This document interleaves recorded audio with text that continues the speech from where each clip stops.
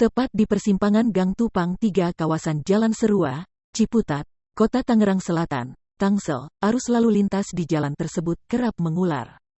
Terlebih di jam-jam kesibukan pada pagi hari maupun sore hari yang menjadi puncak aktivitas masyarakat sekitar kawasan Serua, Ciputat, Kota Tangsel.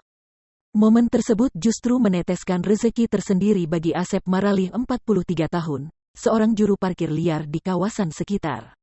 Bukan tanpa alasan dirinya mengemban pekerjaan tersebut, melainkan demi dapat menyambung hidup sebagai seorang penyandang disabilitas. Saya enggak malu, yang penting saya mah pantang mundur maju terus, yang penting halal.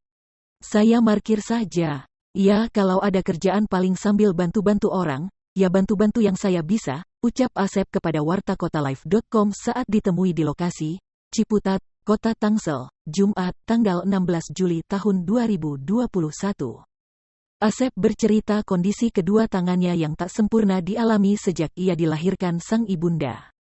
Namun, kekurangan fisik yang dimilikinya itu tak menyurutkan niat ia untuk dapat beraktivitas layaknya orang normal lainnya.